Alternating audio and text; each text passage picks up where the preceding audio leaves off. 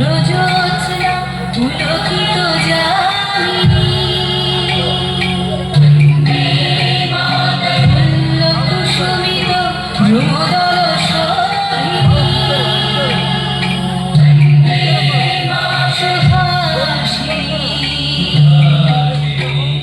সুমধুর ভাষী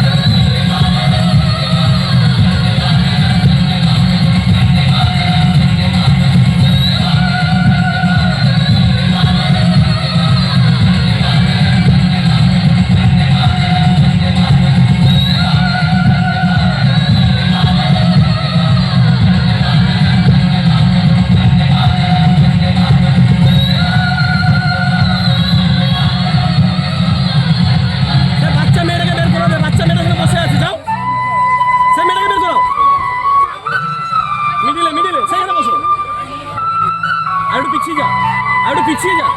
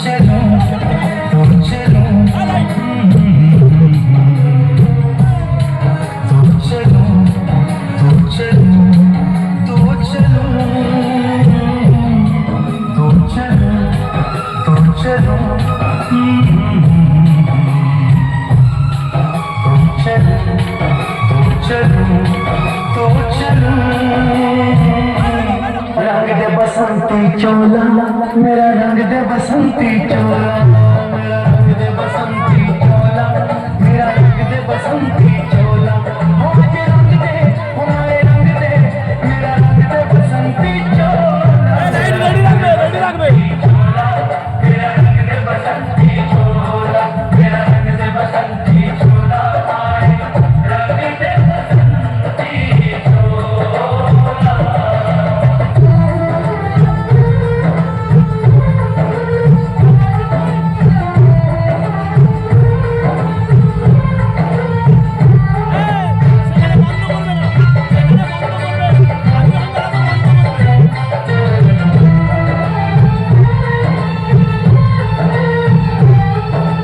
आजादी को चली बहाने दीवानों की टोलियां आजादी को चली बहाने दीवानों की टोलियां खून से अपने लिख देंगे हम इनकलाब की बोलियां हम वापस लौटेंगे लेकर आजादी का टोला मेरा रंग दे मेरा रंग दे बसंती चोला मेरा रंग दे बसंती चोला मेरा रंग दे बसंती चोला আবার লাগবে रंग दे बसंती चोला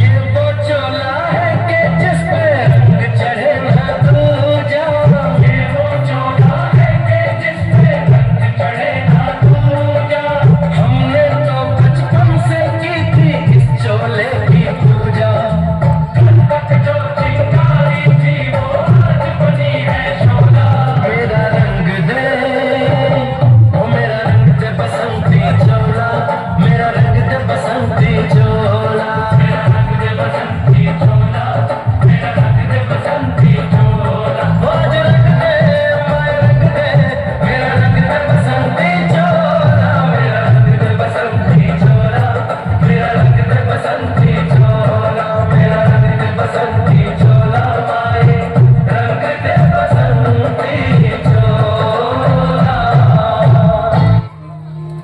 1908 সালের 11ই আগস্ট মুজাফফরপুর জেলের ভিতরে গড়া হয়েছিল 15 ফুট উঁচু একটি ফাঁসির মঞ্চ। দুই দিকে ছিল দুটি খুঁটি, তার উপরে একটি মোটা লোহার রড আড়াআড়িভাবে লাগানো। সেই রডের মাঝখানে মোটা এক গাছি দড়ি বাঁধা ছিল, তার শেষ প্রান্তে ঝুলছিল মরণ ফাঁস। হ্যাঁ, এখানেই ফাঁসি হবে, এখানেই ফাঁসি হবে বেদ্দিপুরের এক দামাল কিশোরের। তার নাম ক্ষুদিরাম বসু। অত্যাচারী ম্যাজিস্ট্রেট কিংসফোর্ডকে হত্যা করার দায়িত্ব পেয়েছিলেন ক্ষুদিরাম বসু ও প্রফুল্ল চাকি। তারা 7 দিন কিংসফোর্ডের গতিবিধির উপর নজর রাখার পর 1908 সালের 30শে এপ্রিল রাত 8টা নাগাদ তারা দেখতে পেলেন কিংসফোর্ডের সাদা গাড়িটা এগিয়ে আসছে বাংলোর দিকে। শুনলেন বোমা, প্রচন্ড বিস্ফোরণে চুরমার হয়ে গেল গাড়িটা। দুর্ভাগ্যবশত সেদিন গাড়িতে ছিলেন না কিংসফোর্ড, তার পরিবর্তে মৃত্যু হল মিসেস কেনেডি ও তার কন্যার। 25 মাইল পথ পায়ে হেঁটে যাওয়ার পর ওয়ানি রেল স্টেশনে ক্ষুদিরাম বসু পুলিশের হাতে ধরা পড়েন, আর প্রফুল্ল চাকি আত্মহত্যা করেন। বিচার শুরু হয় ক্ষুদিরামের। ফাঁসির আগের দিন অর্থাৎ 10ই আগস্ট আইনজীবী সতীশচন্দ্র চক্রবর্তীকে ক্ষুদিরাম বলেছিলেন, রাজপুত নারীরা যেমন নির্ভয়ে আগুনে ঝাঁপ দিয়া জহর মতো পালন করিত, আমিও তেমন নির্ভয়ে দেশের জন্য প্রাণ দিব। আগামীকাল আমি ফাঁসির আগে চতুর্ভুজার প্রসাদ খাইয়া বদ্ধভূমিতে যাইতে চাই। 11ই আগস্ট ভোর প্রায় 6টা 4 জন ব্রিটিশ পুলিশ ক্ষুদিরামকে নিয়ে এলেন ফাঁসির মঞ্চে। ক্ষুদিরাম ছিল সামনে, পিছনে পুলিশরা। সেখানে উপস্থিত আইনজীবীদের দিকে তাকিয়ে হেসে ফেললেন ক্ষুদিরাম। তার 2 হাত পিছ মরা করে বাঁধা ছিল, গলায় ফাঁসির দড়ি পরানো মাত্র জল্লাদকে তিনি জিজ্ঞাসা করলেন, আচ্ছা, ফাঁসির দড়িতে মন দেওয়া হয় কেন? এটাই ছিল বীর শহীদ ক্ষুদিরামের জীবনের শেষ কথা। জল্লাদ বিস্ময় আর কিছু বলতে পারেননি, হতবাক হয়ে গিয়েছিলেন ব্রিটিশ জেলারও। তারপর উড়ল রুমাল, সব শেষ।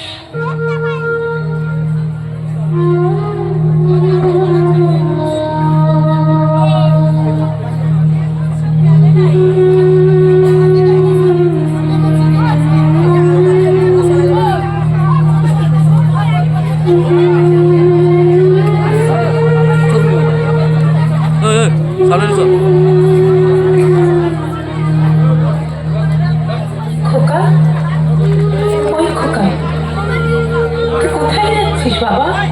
কোথায় যাচ্ছিস আমাকে ছেড়ে? তুই কি আসবি না?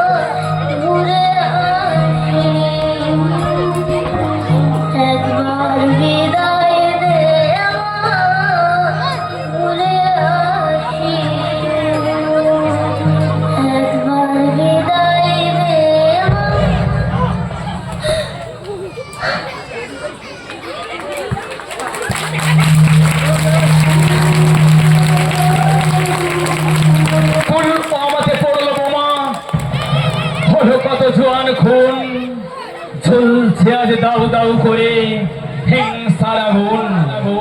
মানুষে মানুষে করছে লড়াই, হাতে রাইফেল নিয়ে দুটো দেশের নামাবলী গায়েতে জড়িয়ে।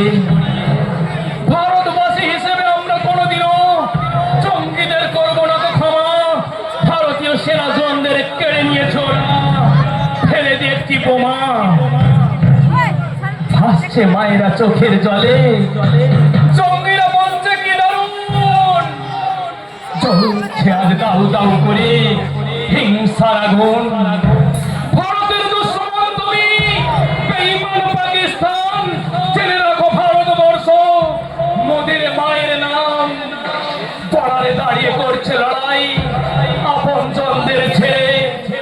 কারগিলে তাই আজও দেখি ভারতের পতাকা উড়ে।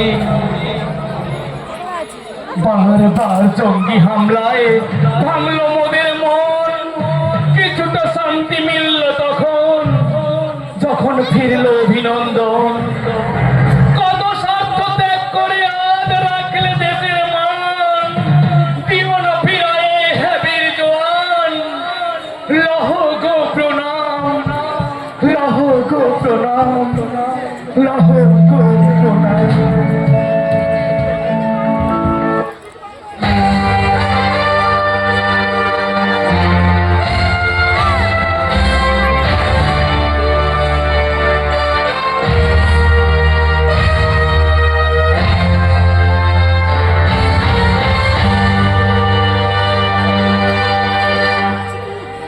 ও আমার দেশের মানুষ, গা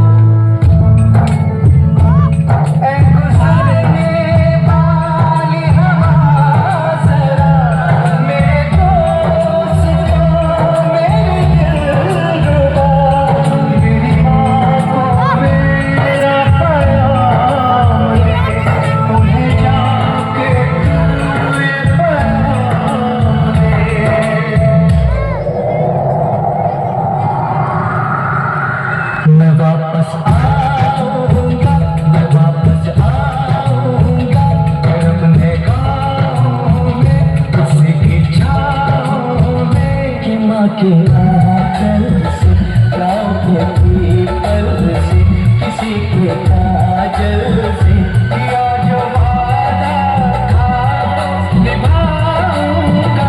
मैं एक दिन